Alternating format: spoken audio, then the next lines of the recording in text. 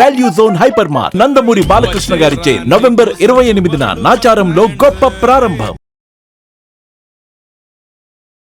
Suman TV ప్రేక్షకులకి నమస్తే. జీవితం ఒక జర్నీ, ఇందుకే మన ప్రోగ్రాం పేరు లైఫ్ జర్నీ. సో ఒక్కొక్కరి జర్నీ ఒక్కొక్కలాగా ఉంటుంది. ఒక జర్నీ అస్సలు ఎవ్వరి అడ్వైజ్ అవసరం లేకుండా చాలా సాఫీగా సాగిపోతుంది. కొంతమంది జర్నీ ఎంతోమంది అడ్వైజులు ఉండగా, ఎంతోమంది కేర్ తీసుకోగా కూడా గాడి తప్పుతూ ఉంటుంది.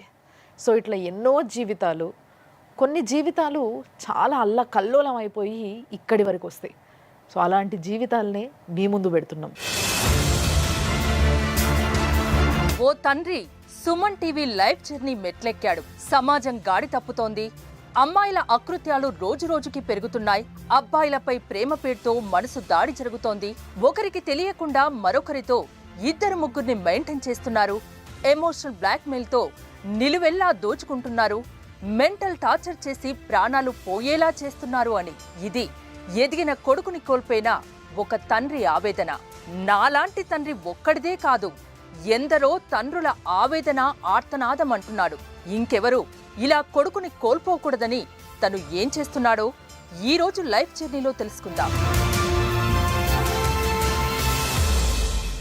సో ఈ లైఫ్ జర్నీలో ఈరోజు ఒక కేసుని డీల్ చేయడానికి మీకు అందరికీ తెలుసు, మంచి ఫ్యామిలీ కౌన్సిలర్ మన ప్రియా చౌదరి అమ్మ ఇక్కడే ఉన్నారు. అమ్మ నమస్తే. అండ్ అద్భుతమైన అడ్వకేట్ అల్లం నాగరాజు గారు సార్ నమస్తే. సో ఈరోజు ఒక ఫాదరు, ఒక తండ్రిగా ఆయన నేను ఫెయిల్ అయిననా అని అడుగుతూ ఈరోజు మా స్టూడియోకి వచ్చాం. సో ఆయనతో మాట్లాడదాం. సార్ నమస్తే. నమస్తే అండి. మీ పేరు సార్? నా పేరు రంజిత్ అండి. రంజిత్ గారు. సో ఏం చేస్తుంటారు సార్? నేను ఆప్టోమెట్రిస్ట్. ఓకే. లాస్ట్ 20 years నుంచి ప్రాక్టీస్ చేస్తున్నాను. ఓకే. నాలాగే మా బాబు కూడా నేను చేసేదే చేయాలి, వేరే ఎడ్యుకేషన్ కాకుండా మా ఫాదర్ బిజినెస్ చూడాలి, మా ఫాదర్ చేసే సర్వీసే చేయాలి అని ఆయన కూడా సేమ్ నాలాగే ఎల్వి ప్రసాద్ జాయిన్ అయ్యిండు. ఓకే. ఎల్వి ప్రసాద్ కాలేజ్లో మంచిగా జాయిన్ అయ్యిండు, మంచిగా చదువుకుంటున్నాడు, అందరికంటే బ్రైట్ స్టూడెంట్. ఎంత ఏజ్ అండి మీ బాబుది? 19 years అమ్మ. అక్కడే అదే కాలేజ్లో వేరే అమ్మాయి అని పరిచయం అయింది. ఒక పెద్ద ప్రాబ్లం ఏమైపోయిందంటే అందరు అమ్మాయిలాగా ఈ అమ్మాయి కాదు. ఈ అమ్మాయికి ఆల్రెడీ స్కూల్లో నుంచి ఒక బాయ్ ఫ్రెండ్, ఈ అమ్మాయి 8th class స్టాండర్డ్లో ఉన్నప్పటి నుంచి బాయ్ ఫ్రెండ్, గర్ల్ ఫ్రెండ్. ఇక్కడ జాయిన్ అయిన తర్వాత మా అబ్బాయిని చూసిన తర్వాత ఈ అబ్బాయి కూడా కావాలి, ఈ అబ్బాయితో కూడా పరిచయం పెంచుకోవాలి, ఈ అబ్బాయి కూడా బాగుండు, ఈయనతో కూడా ఉంటే బాగుంటుందని తెలుస్తుంది. ఇవన్నీ విషయాలు మాకు ఎప్పుడు తెలిసిందంటే మా బాబు కాలేజ్కి వెళ్తుంటే మా యాక్సిడెంట్ అయ్యి చనిపోయాడు. మేము ఇది సింపుల్ యాక్సిడెంట్, ఏదో యాక్సిడెంట్ అయిపోయింది అని అనుకున్నాం. కానీ మాకు ఎప్పుడు తెలిసింది ఇది యాక్సిడెంట్ కాదు, ఫోర్స్ఫుల్లీ ఇదంతా అయిపోయిందని అంటే నెక్స్ట్ డే నేను నా కాల్ రికార్డ్స్ అన్నీ చెక్ చేస్తే, అన్నీ వాట్సాప్ మెసేజ్లు చేస్తే ఈ అమ్మాయి I love you, I want to have sex with you అని చెప్పేసి ఉంది. ఇలాంటిది మా అబ్బాయికి ఒక్కరికి అడగట్లేదు.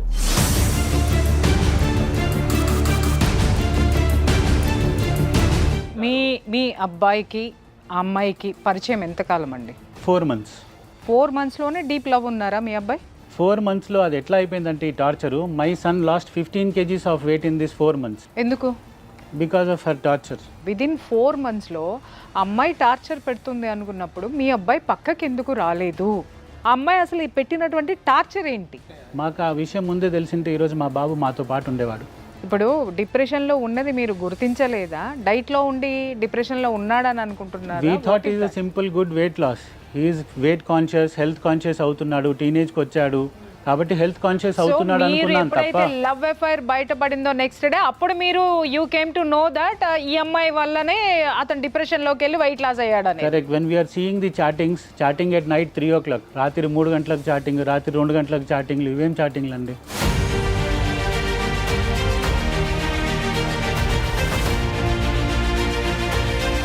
ఇవాళ పిల్లలు ఎంత స్మార్ట్గా తయారయ్యారంటే ఆయన బాధ ఏంటంటే అంత మంచి పిల్లవాడు ఇలా ఈరోజు ఇలా అయిపోయాడు అనేది మనం బాధపడాలి. ఇప్పుడు ఇక్కడ ఏంటంటే చదువు మంచిగానా బ్యాడ్గానా తీసి పక్కన పెడితే ప్రతి పిల్లలు టీనేజ్లో ఉన్నవాళ్ళు, ప్రీ టీనేజ్లో ఉన్నవాళ్ళు సెల్ ఫోన్ చేతికి ఇచ్చిన ప్రతి ఒక్కళ్ళు మాట్లాడేది ఏంటంటే నేను దీంట్లో మ్యాథ్స్ చూసుకుంటున్నా, దీంట్లో సైన్స్ చూసుకుంటున్నా, దీంట్లో దరిద్రం చూస్తున్నానని చెప్పడు. మనకి స్కూల్స్ అన్ని ఫోన్ల మీద ఆధారపడుతున్నాయి, అన్ని నెట్ మీద ఆధారపడుతున్నాయి. ఇవాళ మనం ఏది నో అనడానికి వీళ్ళేనటువంటిది. ఇక్కడ తప్పెవరిది అంటే పిల్లలది ఏమాత్రం కాదమ్మా, నేను చెప్తున్నాను. I take that blame entirely on me. How? ఒక ఆటో మనిషిని చూస్తే, ఒక రిక్షా మనిషిని చూస్తే, ఒక బిచ్చపోని చూసినా కూడా he's a successful father. I'm not a successful father. ఎందుకు అనుకుంటున్నారు? నా పిల్లల్ని నేను సరిగా పెంచుకోలేకపోయానే, ఈ అమ్మాయి వల్ల ఇంత అవుతుందని నాకు తెలియదు. సో యాక్చువల్గా ఇదంతా జరిగిన తర్వాత మీరు చాలా కేసులు పెట్టినా అని చెప్పేసి అన్నారు, అండ్ మీ చేతిలో పేపర్స్ కూడా ఉన్నాయి. సో అడ్వకేట్ చూస్తారు ఒకసారి అది. మేడం 100 సార్లు సిపి ఆఫీస్కి వెళ్ళాను, 100 సార్లు పంజగుట్ట పిఎస్కి వెళ్ళాను. ఇక్కడ ఒక్క విషయం, 100 అసలు సార్లు మీ బాబు DCP ఎలా ఆఫీస్. చనిపోయాడు అది చెప్పండి, కేసుల గురించి తర్వాత మాట్లాడదాం. యాక్సిడెంట్ ఎలా అయింది? ఆ అమ్మాయి మా బాబుకి ఫోన్ చేసి 4 డేస్ నుంచి నేను ఆ అబ్బాయితో వెళ్తున్నాను. అట్లా విచ్చలవిడిగా ఓపెన్గా ఒప్పుకోవడం అనేది ఎంతవరకు అంటే అది కరెక్టేనంటారా మీరు చూసి? ఆ ఒప్పుకోవడంలోనే పెయిన్ ఉంది సార్. పెయిన్ ఉండి నేను కావాలని అరెస్ట్ చేసి దూరం పెడదామని చెప్పి నీకు చిన్నగా పించి చేస్తాను, నువ్వేం ఫీల్ కాకు, నువ్వేమి పెయిన్ ఫీల్ కాకు అని పెంచి చేయడమే అది. నేను గిచ్చాను నొప్పయిందా, మళ్ళీ గిచ్చాను నొప్పయిందా అని అడగడమే ఇది. అంటే వేరే అబ్బాయితో నేను పోతా అనేసి ఆ పిల్ల చెప్తున్నప్పటికీ మీ అబ్బాయే ఆమె వెనకబడ్డా అయితే? వాయిస్ రికార్డులో మాట్లాడింది, ఐ లవ్ యూ చెప్పు, ఐ లవ్ యూ చెప్పు అని. మా అబ్బాయి అదే కాల్లో నాది మిస్టేక్ అయింది నీతో ఫ్రెండ్షిప్ చేయడము, నీలాంటి ఫ్రెండ్షిప్ అని చెప్పి అది కూడా ఉంది. లాస్ట్ 1 వీక్ నుంచి నేను అబ్బాయితో వెళ్తున్నా అంటే, సరే అబ్బాయి నీకు 8th క్లాస్ నుంచి ఫ్రెండ్, నేను 4 months నుంచి ఫ్రెండ్, 4 months నుంచి అఫేర్ అంటున్నావు, లవ్ అంటున్నావు, కిస్ మీ అంటున్నావు, హగ్ మీ అంటున్నావు, I want to have sex అని అంటున్నావు.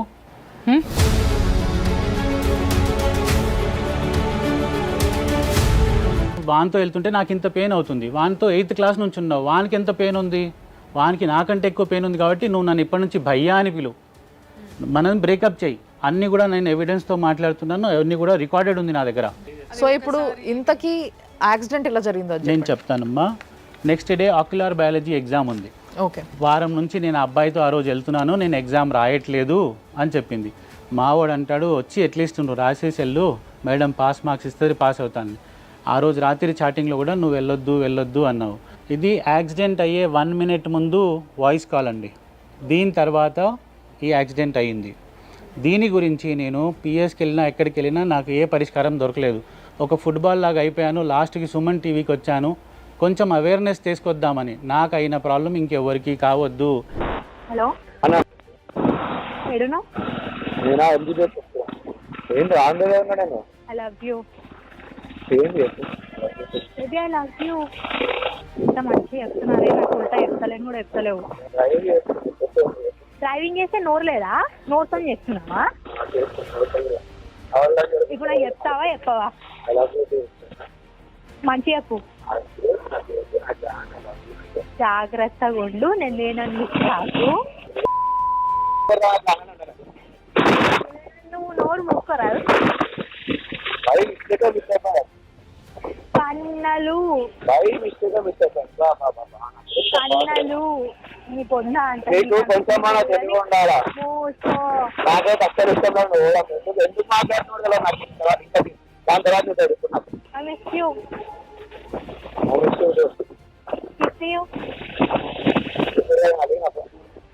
మూసుకొని కిస్సియో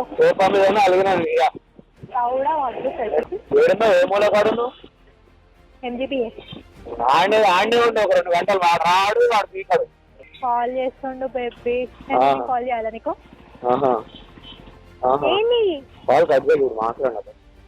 ఐ లవ్ యూ. ఎవరుతాడ్రా నీతో మాట్లాడుతున్నాను తెలవాలి ఇప్పుడు. సంబంధం లేదు, కన్నెళ్ళు నా బేబీ కదా. నాకైతే అసలు ఇష్టం లేదు. నేను అడుగుతా 2-3 రోజులు అసలు మాట్లాడుతున్నాను. చూద్దాం ఎట్లా మాట్లాడవు కానీ. అవునా?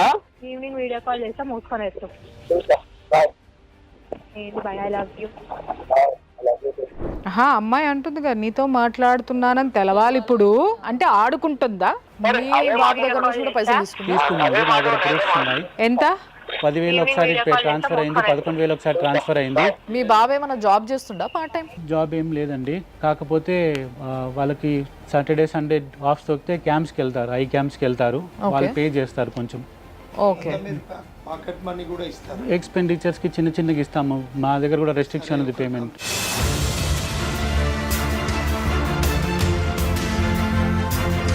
బిఫోర్ యాక్సిడెంట్ అయితే టైమింగ్ కూడా పడుతుంది కదా, యాక్సిడెంట్ అయిన టైము కాల్ చేసిన ఉందండి.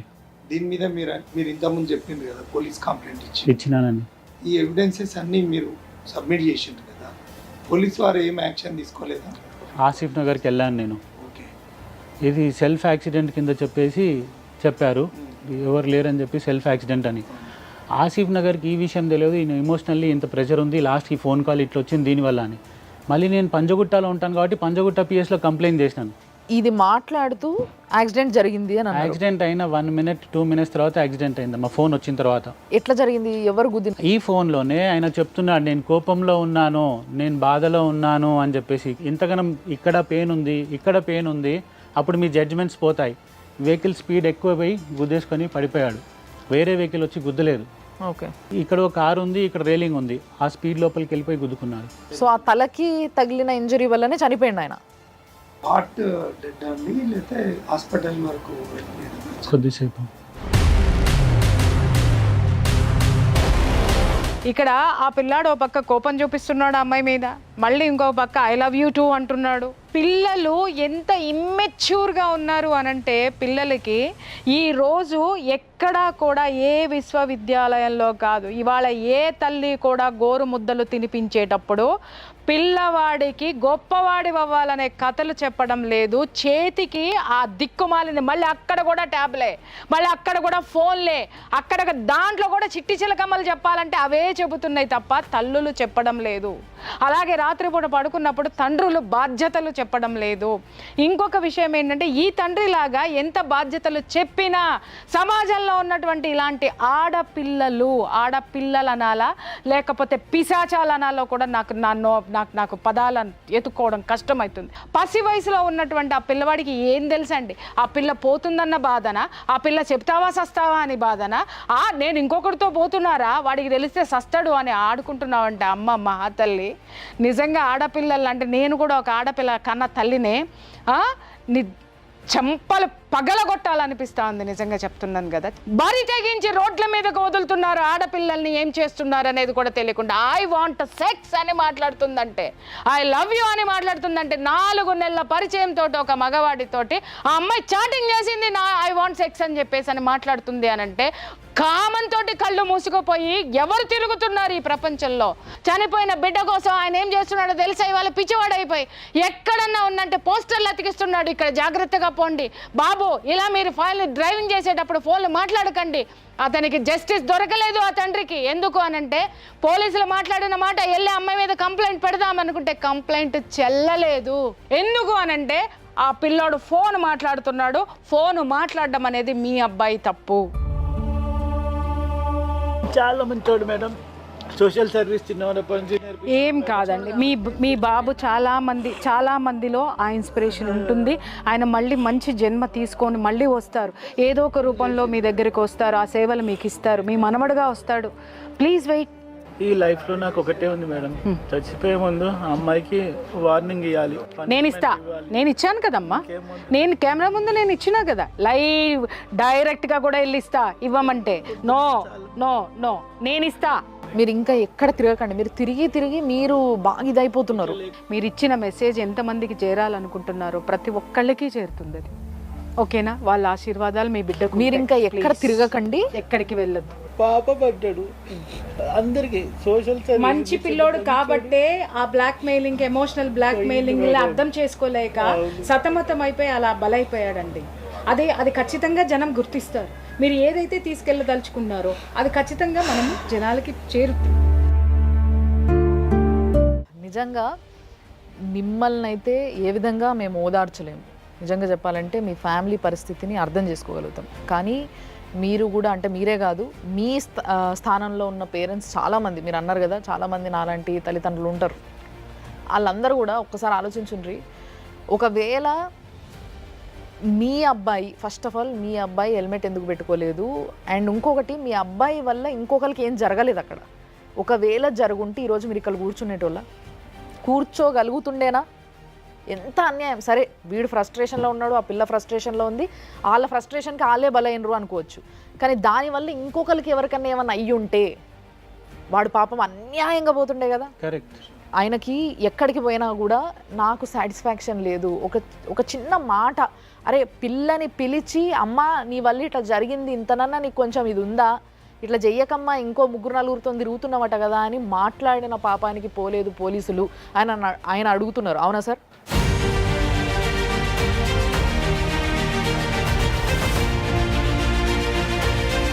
ఇలాగే నేను వాళ్ళ ఇంటికి కూడా వెళ్ళి ఎక్స్ప్లెయిన్ చేశాను, మీ బాబు జాగ్రత్త, మా బాబుకి ఇలా అయిపోయింది, మీ బాబు నా బాబు లాంటోడు, వాడిని జాగ్రత్తగా పెట్టండి, వానికి ఏమైనా నాకు బాధ డబల్ అయిపోతుంది. ఎంతసేపు ఏమన్నారండి అప్పుడు ఆయన?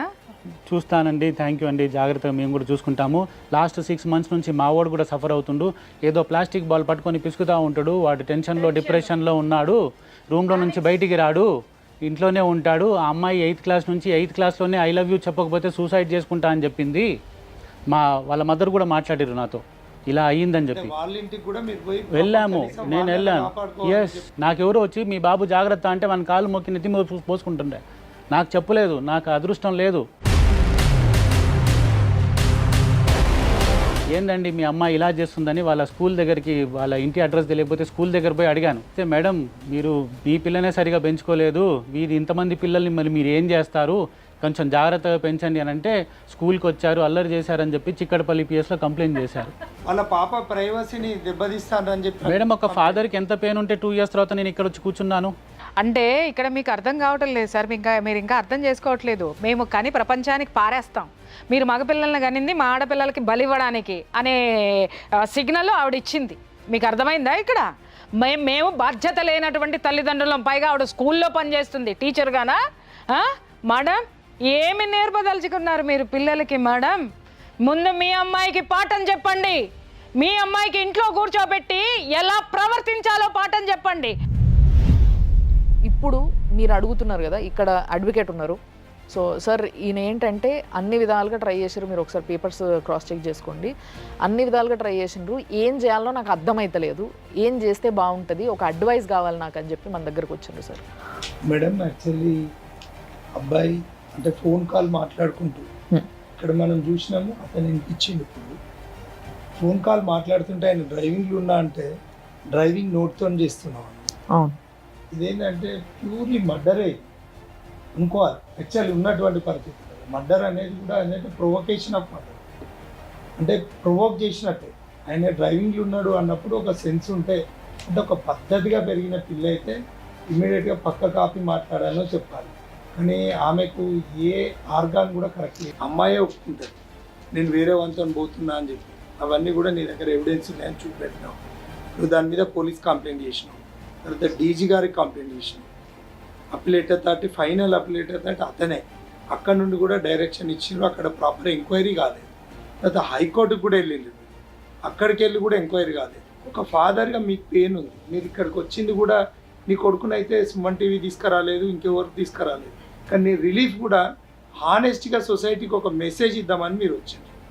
ఈ మెసేజ్ ఏంటంటే ప్రతి తల్లిదండ్రి మేల్కొనాలి. తల్లిదండ్రి అంటే ఆడపిల్ల తల్లిదండ్రి, మగపిల్లల తల్లిదండ్రులు కూడా. ఇది 100% ఫెయిల్యూర్, డిలే, నెగ్లిజెన్సీ ఉంది. ఎందుకంటే ఇక్కడ ఉన్న పరిస్థితిలో ఆ 4-5 మెంబర్ లవర్స్ ఏదైతుందో, ఈవెన్ దో మీరు అంటున్నారు మీకు అక్కడ యాక్చువల్లీ స్వచ్ఛంగా పోయి నువ్వు చూసింది కూడా లేదు. ఈ మధ్యలో అంటే 304A రిజిస్టర్ చేసిండ్రు, నేను చూసిన కేసు. 304A IPC కింద రిజిస్టర్ చేసిండ్రు కేసు. ఒకవేళ ఇది మర్డర్ అయ్యి ఉండి కూడా కావచ్చు. అంటే పోతుంటే బండి ఒక తన్నుదన్నినా కాలు కింద పడితే, లేకపోతే ఏదన్నా వెహికల్ తోటి చేయడము, ఈ అమ్మాయి అప్పుడు ఫోన్ కాల్ మాట్లాడడం, ఇవన్నీ కూడా పోలీసు పార్ట్ ఆఫ్ ఇన్వెస్టిగేషన్లో కూడా జరిగి ఉండొచ్చు. కానీ ఇక్కడ మనం ఒక్కటే ఏంటంటే, మన బాబు ఆయన డిప్రెషన్ పోయిండు, ఇట్లా అయిండు, ఇది ఉన్నది. తర్వాత మీరు ఒక ఎడ్యుకేటెడ్ అయి ఉండి, ఒక డాక్టర్ అయి ఉండి, ఒక ప్రొఫెషనల్గా ఉండి, నిజంగా కూడా నేను అప్రిషియేట్ చేస్తున్నాను. ఎందుకంటే మీలాంటి ఫాదర్ ఇట్లా పోస్టర్స్ వేయడం, వాళ్ళు ఇంకా మనకు వాట్సాప్లో ఉన్న ఇన్ఫర్మేషన్ ప్రకారం వాళ్ళ పిల్లల్ని ఎడ్యుకేట్ చేయడం, ఇట్లా చేయడం ఏదైతుందో, ఇంత మీరు బాధ్యతగా తీసుకున్నారు. కనీసం ఆ పిల్లను వాళ్ళ పేరెంట్స్ను పోలీసు వాళ్ళు పిలిపించి కనీసం కౌన్సిలింగ్ అన్నా చేయాలి. అది కూడా అవ్వలేదు, చేసిండ్రా? అవ్వలేదు సార్. ఒక్కసారి పిలిచి వాళ్ళ తల్లికి ఇంకా పిల్లల్ని, మీ అమ్మాయిని కంట్రోల్ పెట్టుకోమంటే నీ మీద పిటిషన్ ఇస్తే పోలీస్ వాళ్ళు నాకు తెలిసి పిలిచి ఉండొచ్చు, నీకు పిలిచిండ్రు వార్నింగ్ కూడా ఇవ్వచ్చు. పిలిచిండ్రు సార్. మీరు ఇంకా ఇట్లానే మళ్ళీ ఇంకొకసారి వస్తే మిమ్మల్ని లోపలేస్తాము.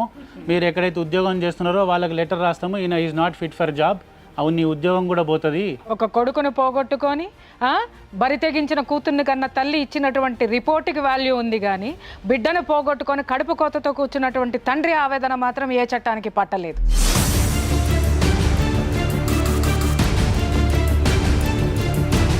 ఈ కేసులో కౌన్సిలింగ్ ఇవ్వలేదు, పేరెంట్స్ని పిలవలేదు.